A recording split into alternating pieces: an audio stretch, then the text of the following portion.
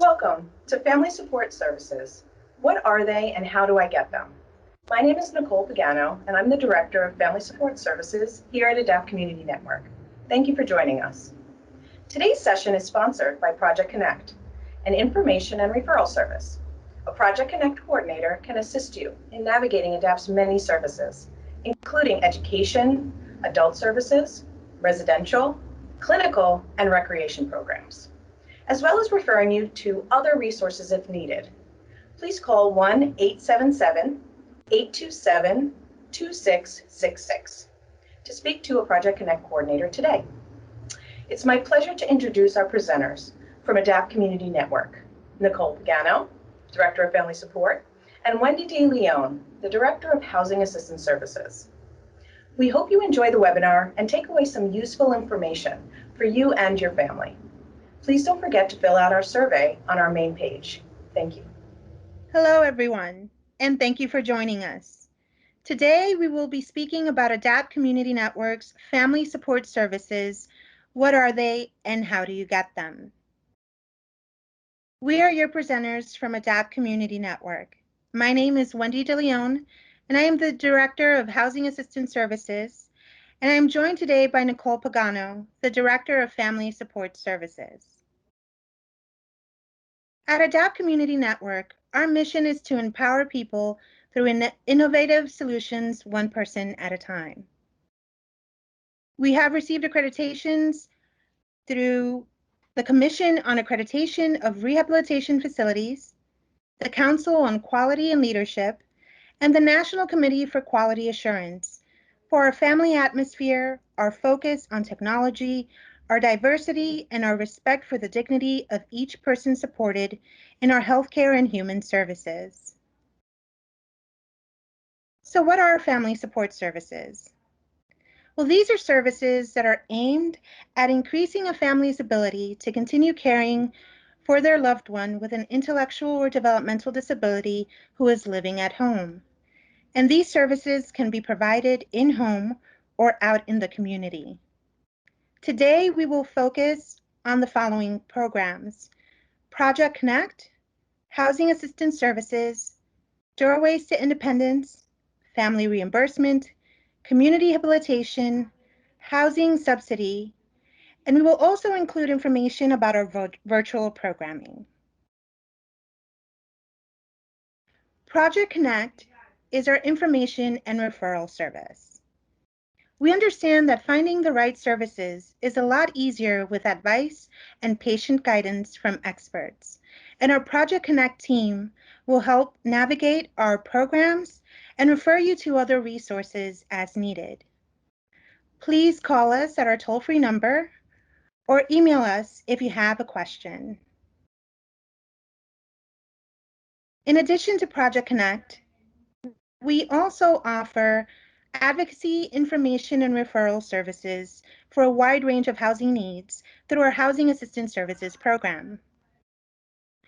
We get many requests for housing needs, but the most common ones are for assistance in finding low-income, affordable, or accessible housing, requests for referrals for rent arrears and pest control assistance, or requests for information on eviction process and housing court. Any family living in New York City with at least one household member who is OPWDD eligible can qualify. You would simply have to complete and submit our Housing Assistance Services application. Once received, we would send a request to open the case to the DDRO in your borough. The DDRO, which is the Developmental Disability Regional Office, would then send us an approval, and a housing advocate would be assigned to the case. I'd like to tell you the story of Michael and his family.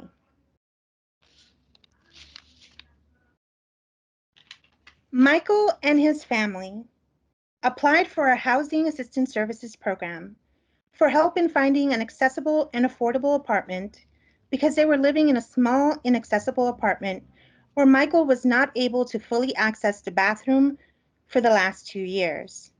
The hallway and bathroom entrance were simply too narrow.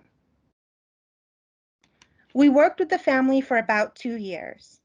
We assisted the family in renewing their NYCHA application and advocated to keep their NYCHA application open when they declined an apartment due to inaccessibility. The family was also assisted with finding and completing applications for other low-income and affordable housing opportunities, such as Housing Connect and project-based voucher apartments. The family was eventually called for an application review for a lottery apartment, and we assisted the family for the application review by going over the documents requested, following up with management and HPD after the interview.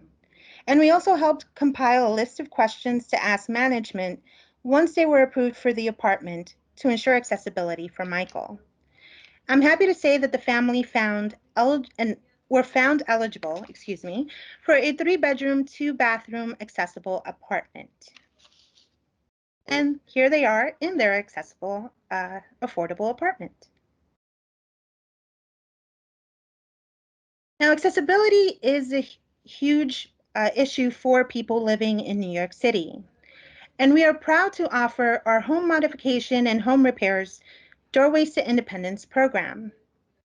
This program offers home modification services to persons with disabilities, the elderly, and the medically frail. And funding is available to cover the cost of modifications that will improve physical access and safety within the home. Whether you are a homeowner, a co-op owner, or a renter, you could still qualify. Home modifications may include, but are not limited to, adaptive and durable medical equipment, wheelchair ramps, stair lifts, accessible bathrooms, and more. Eligibility is based on funding, and we receive 2 different funding sources. The first one is for Access to Home grant through the New York State Home Community Renewal Program. For this grant, you could live in any of the 5 boroughs. The applicant could be living independently or with family. You could be a homeowner or a renter, but you must have a permanent physical disability or have substantial difficulty with activities of daily living due to aging. There's also an income component. Your household income may not exceed 80% of the area median income. And I do want to say it does involve the total household income. So any person who is living within the household and has income must be included. Allocation for funds may vary. However, the project cap is $25,000. Our second funding source is through the Family Supports and Services Grant through OPWDD. And this grant is available for people living in Brooklyn, Queens, Bronx, and Staten Island. An applicant must be residing with family. And you can either be a homeowner or renter, but you must be diagnosed with a developmental disability and be approved through OPWDD. There is no income requirement for this particular grant, but the allocation of funds do vary depending on the borough. But wait, there is more.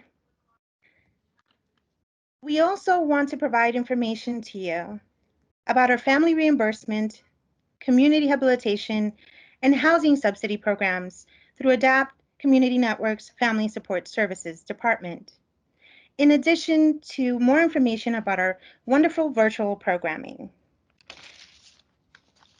Here now is Nicole, who will speak about these programs.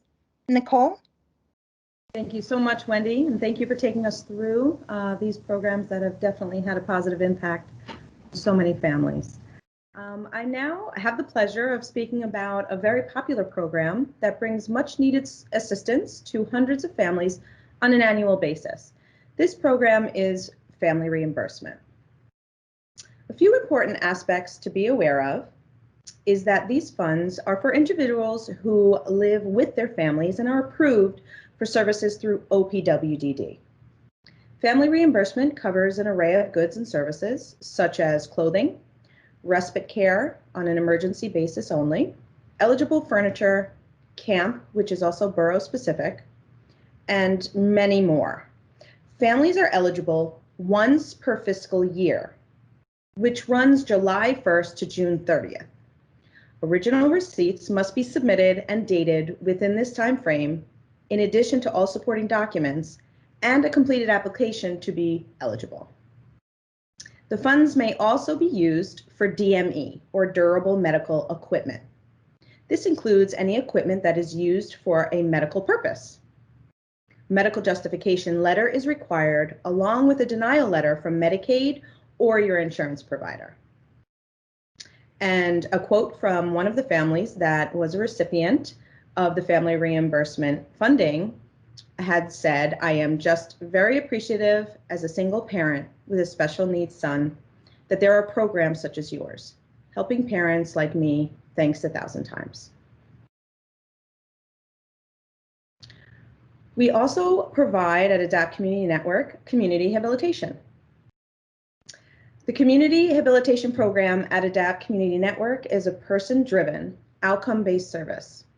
It is tailored to the participants' preferences, wants, and needs through the implementation of self-identified valued outcomes or goals that focus on empowerment, independence, accessibility, and achievement.